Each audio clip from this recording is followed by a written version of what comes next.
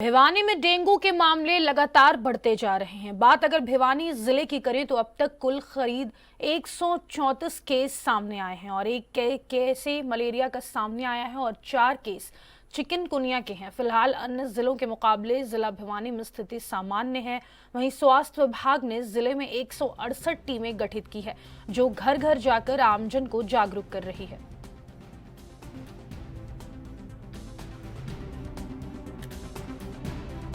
भिवानी में मलेरिया का केस तो अभी तक एक ही है, लेकिन वेक्टर बोर्न डिजीज जैसे डेंगू है, चिकनगुनिया है, उसके केस अभी तक 138 केस आए हैं, जिसमें 134 डेंगू के हैं और 4 चिकनगुनिया के हैं और एक केस इसका मलेरिया का है।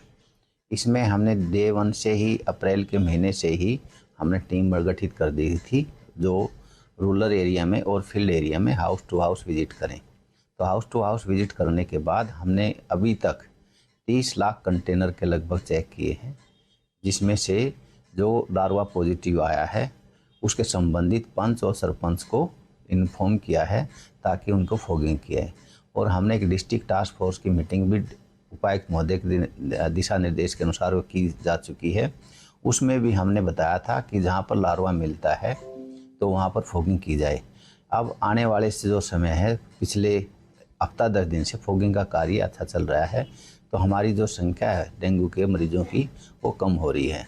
लेकिन बुखार की जो संख्या है वो मौसम चेंज के कारण भी बढ़ रही है। इसमें खास करके बच्चों में है, ओल्ड एज में है, जो रेस्पिरेटरी की बीमारी के जो मरीज़ थे उनके एक्यूट एग्जर्वेशन है, तो उसमें भी हम ध्यान रख रहे हैं कि मरीजों की समय पर डायग्नोज हो और प्रॉपर इलाज हो। इसके लिए हमें जो डेंगू है, चिकनगुनिया है, इसके लिए हमने एक वार्ड बना रखा है जिसमें 28 बेड हैं। जो भी पेशेंट आता है बुखार का, उसमें हमने मच्छरदानी लगाने के आदेश दे रखे हैं। सभी जो प्राइवेट लैब हैं या गवर्नमेंट लैब है, ये नोटिफाइबल डिजीज़ हैं, उसका एलाइजा से जो कंफर्म हो जाता है तो उसको हम नोटिफाई करवाते हैं। तो इसमें अभी तक हमारे 138 केस आए हैं। पिछले साल 278 केस आए थे। आशा है कि अभी हम आने वाले समय में इस पर अच्छी तरह कंट्रोल पा लेंगे। रही बात मौसम चेंज की, इसमें जो ये आपने जो प्रश्न किया कि जो डेंगू, चिकनगुनिया और मलेरिया के जो मरीज होते हैं वो किस तरह के सिम्टम होते हैं, इसमें जो चिकनगुनिया के जो मरीज होते हैं उसमें हमारे जो जोड़ हैं उसमें सूजन आ सकती है, दर्द हो सकता है, अकड़न हो सकती है, बुखार हो सकता है। तो इसमें जो रैशेज आते हैं वो डेंगू में ज़्यादा मिलते हैं, तो इसमें जो रैशेज हो जाएंगे।